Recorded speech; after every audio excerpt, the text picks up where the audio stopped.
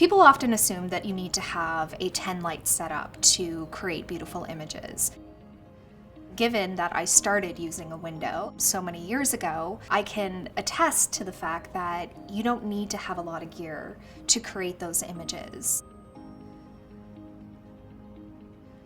My name is Billie Chiasson. I am a Toronto fashion photographer and I specialize in beauty, lingerie, and my work has been described as simplistic, beautiful, and inspirational. If you are interested in producing a fashion shoot, there are 5 things to consider. So first of all is your team. So that can be hair and makeup, styling, props, whatever you will need the day of to make your shoot successful. Whenever you are booking a creative project, that it is important that the team members that you are looking to work with are on the same wavelength as you. So it would make sense to book a hair and makeup artist that does glamour when you're looking to have a simple beauty shoot. So I think even casting with your team is really important.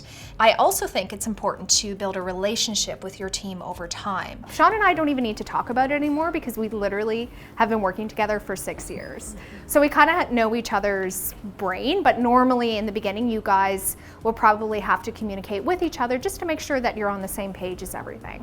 You want to have somebody you can trust. You want to have somebody that you can lean on. And when it comes to the creative process and wanting to do something brilliant with that creative process, it takes years of working with specific teams to even get to that point.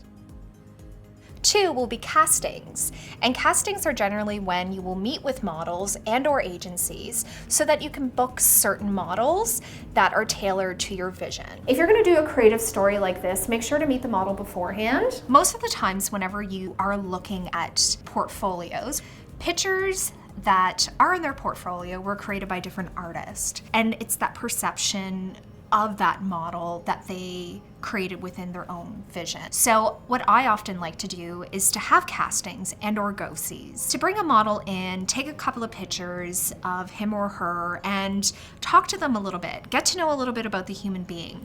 So face directly to me, my dear, like that. You need to book somebody that is suitable for your project and your vision.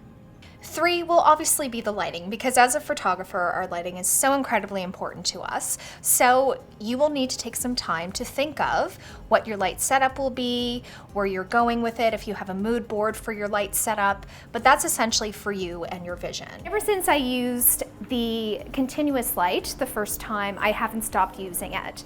I use it on its own and I use it with natural light. The reason why I have fallen in love with continuous light is because of the fact that it can mimic natural light very well. I generally shoot with natural light, and if I'm thinking of natural light, this to me looks like a window.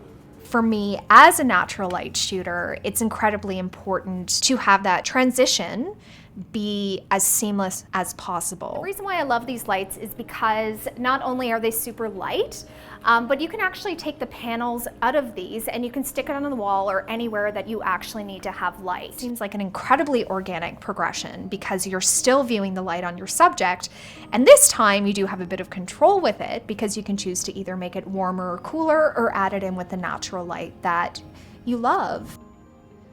The 4th thing would be the gear that you're working with. So whether or not you're working with a medium format camera, small format film, what is your inspiration for the day?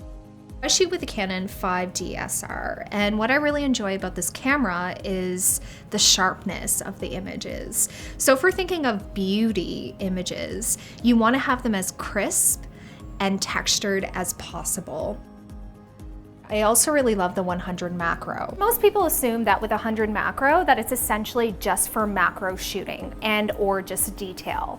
For beauty work, the lens is fantastic. It mimics the actual proportion of the face, as well as gives you the ability to get those really nice and close shots that are full of detail and texture.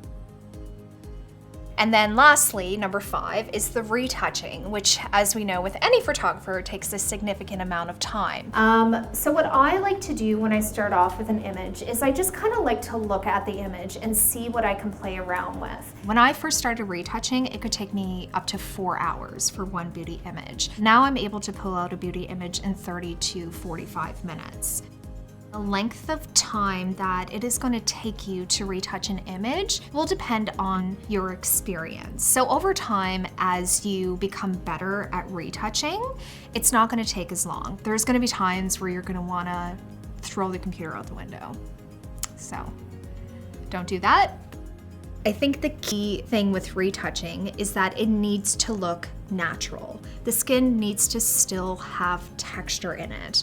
I often find that photographers tend to go a little overboard with the retouching on the skin, and fashion magazines don't like that.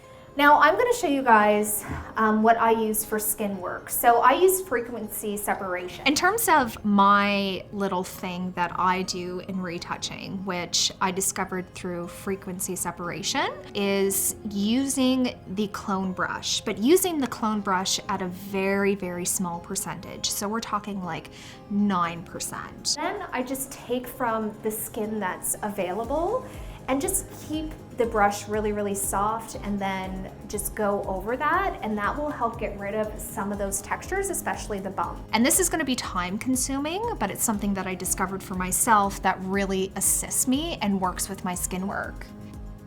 If you want people to recognize you for what you do, create something that is genuine, something that is unique to you. And if you're able to inspire others to create their own work, then I think you're also making the world a more beautiful place in your own way as well.